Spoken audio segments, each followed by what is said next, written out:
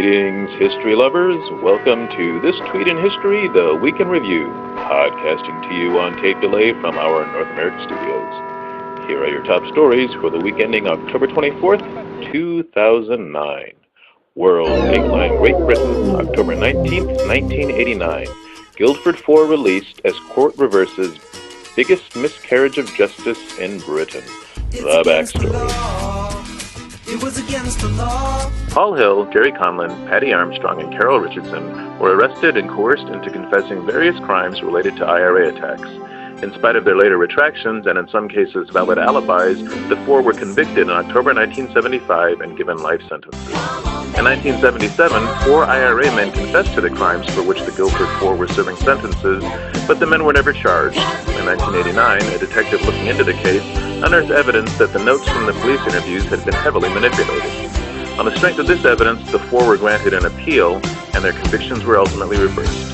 15 years after their imprisonment, the Guildford Four were released. In June 2000, Prime Minister Tony Blair issued a formal apology to the four.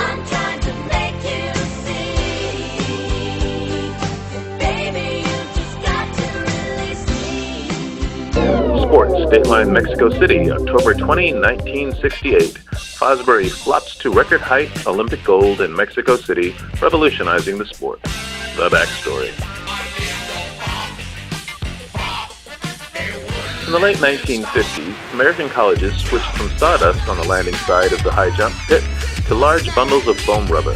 This change made possible a revolution in the sport. No longer limited by the need to land on his feet to avoid injury, Dick Fosbury devised an ingenious technique of running right up to the bar and arching his back over the bar as he jumped it backwards. He refined the technique, dubbed the Fosbury flop by a local reporter, earning an NCAA title and ultimately an Olympic record and gold medal. His technique, though unorthodox at the time, immediately gained in popularity after he brought home the gold. Entertainment, DATELINE London, October 18th, 1968. Yogi and Boo-Boo take down John and Yoko in drug bust. The backstory. Scotland Yard's Detective Sergeant Norman Pilcher built his career targeting musicians for drug arrests. In 1968, he set his sights on John Lennon. John had been tipped to the impending raid 3 weeks prior and had arranged to have his apartment meticulously cleaned, fearing that its previous tenant, Jimi Hendrix, may have left a trace of drugs behind. Pilcher came in with his drug-sniffing dogs, Yogi and Boo-Boo, and a huge contingent of police, expecting to find a large party in full swing. Although Lennon insisted that he was framed and Pilcher was later jailed for corruption because of his misdeeds on this drug squad, the experience had huge repercussions on Lennon's life, resulting in his deportation from the United States in 1971 and contributing to his and Yoko Ono's loss of custody of Yoko's daughter. This week's birthdays: October 18th, jazz great Wynton Marsalis. October 19th, pop artist Peter Max. October 20th, composer Charles Ives. October 21st, Israeli statesman Benjamin Netanyahu. October 22nd, composer Franz Liszt.